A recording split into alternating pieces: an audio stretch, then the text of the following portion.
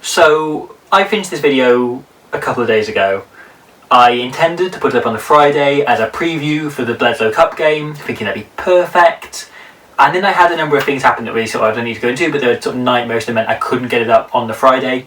And then I thought to myself, well, you know what? The chances of Australia winning that game are pretty slim. So gets it back to Nick Whiting, dives. Therefore, about a metre out. I'll be entirely fine Now Hodge, and he has got a double. to upload it after that game because it'll all still be 47 points to 26. relevant. Anyway, long story short, I'm now working on a video on that game already, just to try and bring this up to date, because what you're about to watch is a now horrendously out-of-date video on why the Wallabies are a bit shit at the moment. I hope you enjoy it, and hopefully I'll be more up-to-date very soon.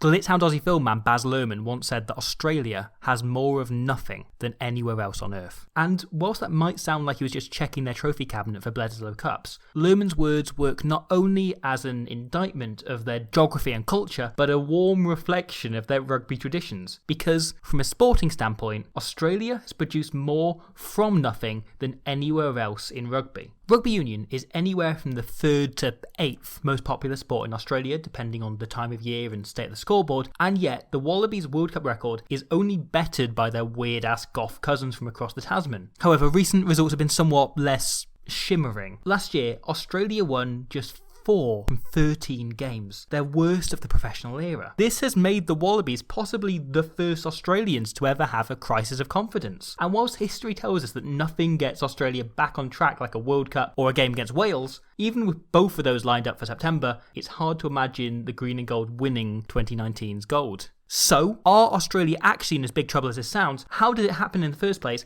And how can they turn it around?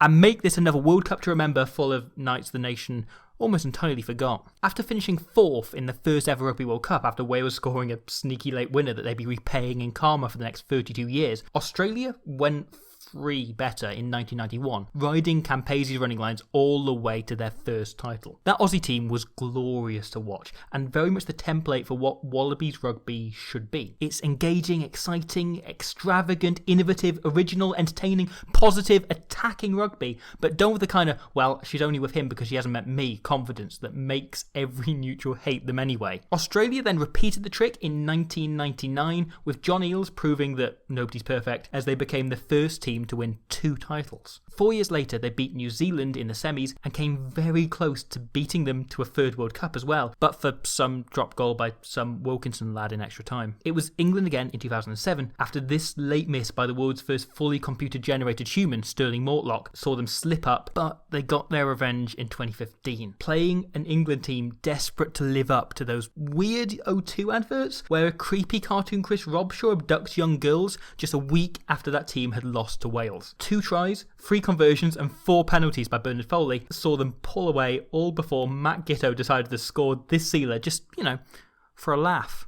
A controversial last-minute win against Scotland and a steady deconstruction of Argentina got Australia to their 4th final, but they couldn't hold back Justin Marshall from bursting everyone's eardrums as the All Blacks successfully defended their title. Then, World Cup over, a few months later, England turn up, and England take them apart. The Wallabies lost their first 5 fixtures after that World Cup, all of them against either England or the All Blacks, and this kind of triggered a descent. Since 2015, Australia have lost 6 times to England, 3 times to Ireland, twice to Scotland and once to Argentina, thanks to this twat doing what he does best and being unspeakably greedy and failing to think of those around him. Just a 2017 performance against the All Blacks and their evergreen ability to beat Wales, no matter how badly they're playing, stood out. And then, out of nowhere, last November, the unthinkable happened. After 12 straight wins over the course of 10 whole years, the Wallabies lost to Wales. This truly was rock bottom. The thing that made this seem such a low is the fact that this is an entirely talented Wallabies team. The side are stacked with game breakers. For me, David Pocock is the best player in the world. We all know all too well what Kurtley Beale can do when he's only had 2 or 3 pre-match pints. Adam Coleman is immensely underrated. Will Genia on song is amongst the best rugby players of this millennium. They've so many world-class players: Michael Hooper, Reece Hodge, Israel Oh, wait. And yet this is just the problem. Whilst they have successfully been the homophobic Muppet cunt, their team's culture is still somewhat Mad Max 2. Australia play like talented individuals, their team spirit a barren wasteland, the most nothing the country could produce. Whereas Wales or South Africa play with the inherent everlasting trust in the man next to them of Master Blaster from Beyond Thunderdome, Australia are Mel Gibson, cocksure, working alone and formerly homophobic. This eats at the energy in the team, the willingness to get up and fire yourself at the next ruck when you know the chances of anything coming of it are about 5%. You can see this in the most simple plays, from Samu Kerevi rejecting support that could have scored in favour of doing everything himself, to Dana Hallett-Petty only chasing what should be a try-scoring chance with half-hearted obligation until he notices just how open a goal is. This disconnect between the Wallabies just loses them 1% here and 1% there, but they all add up over the course of a game. However, this problem also then exists in the makeup of the team itself. An awful lot of Australia's success at the last World Cup came down to the insatiable back row combination of Scott Fardy, Michael Hooper and David Pocock. And whilst Pocock and Hooper were the more celebrated of the trio, they were only able to get into the rugby nerd spotlight thanks to Fardy, who was a sort of robotic horse trained exclusively to clear out rucks and commit murder.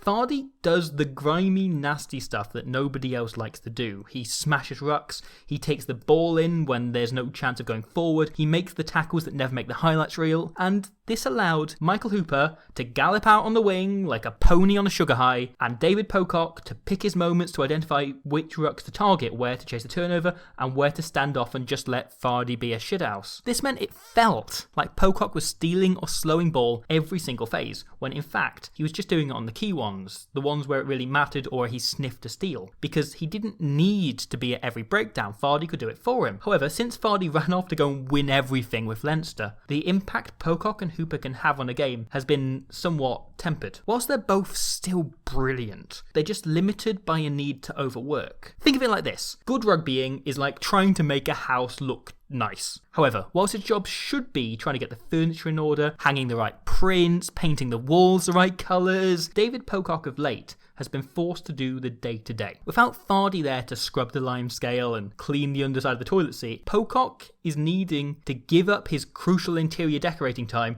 to do the simple things that need doing instead. However, the balance problem doesn't end there. It's almost a cliche to say, but these last few years, Australia's pack have lacked a big old bastard of a ball carrier, some lad who seemingly grew up eating the same things they feed spiders in Australia. Just a huge bloke who's ready to crash the ball up and get the Wallabies going forward. And whilst the Isi Nasrani's performance against Argentina was an encouraging sign that they may have found someone, he was shut down almost completely by the Springboks the week before.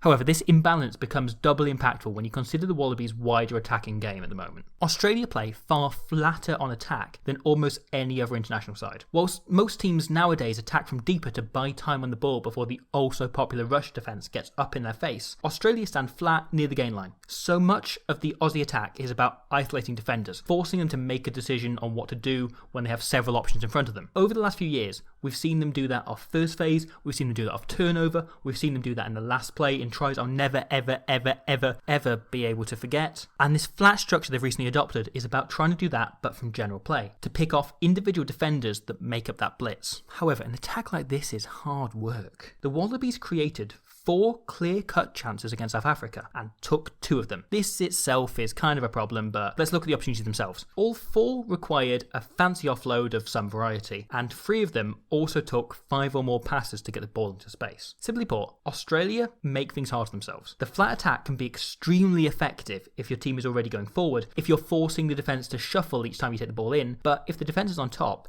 it becomes easier and easier for them to swallow you up and force you back. The ball carrying issue isn't limited to one position. Their entire pack has maybe 2 classical carriers in there when they need options to fire them forwards. Without big ball carriers up front, Australia have to force things from virtually every phase to make any ground at all. From running loops that are never on, to flash switch plays when a defence is perfectly aligned, to pointless pop passes between the forwards, Australia are pulling from a big bag of tricks just randomly. never looking at the situation in front of them because they're under such pressure to get going forward. The Wallabies attack is a bit like either a Jean-Luc Godard film or one of my metaphors. It's needlessly convoluted, often doesn't really work, and ultimately just looks a bit like showing off. Because this Australia team feels like someone trying to do a bad impression of the 1991 Campese side. There's an attempt to play flair-first, sexy barbecue rugby, but it's horribly contrived and the accent is really unconvincing. Australia have a history of sorting things out just ahead of a World Cup, but even by their standards, this is 11th hour. They have another 4 games to sort things out before they face the back-flipping banana skin that is Fiji in their first World Cup match. Because the talent is there, in places so is the execution, and that might be all they need to really surprise some people, to turn up and inevitably prove that last year's win by Wales was a huge fluke. But if they're not careful, Australia could be heading home from this World Cup with a whole lot of nothing. Hello. Thank you for watching that. I hope you really enjoyed it. I am recording this at half-time in the game between Canada and Tonga. It is about 5 AM here, which if you're anything like me, means that this is the time that I really, really want to do some falconry. However, the problem I always have is I can never find anyone to do any falconry with at 5 AM. And so I was so fortunate when I discovered the Find a Player app, which is an app you can use to find people wanting to play a sport, including, touch rugby or falconry, in the area near you. You can sign up using, there's a link in the description, straight to it, or you can just download it onto your smartphone, which I know you have, and you can sign up to do falconry, football, whatever it is. You sign up to the group, the Squidge Rugby group, there's details floating around, and you can meet people from the channel. It can be a lovely bonding experience for you. It's going to be great, unlike Canada. And then also thank you to everyone that supports the channel on Patreon. It's hugely appreciated. I'll start putting the scripts for the videos up alongside them here, so if you are interested in reading the version as well, you can head there and they're all available to you there. And additionally, this is then part 16 in a series, or is it 17? I don't know, there's 3 more to go anyway, on all the teams in the Rugby World Cup this year. I said there's only 3 more to go, which means we must be very close to the World Cup itself. Me, oh my, I have enjoyed that. Yes, boy.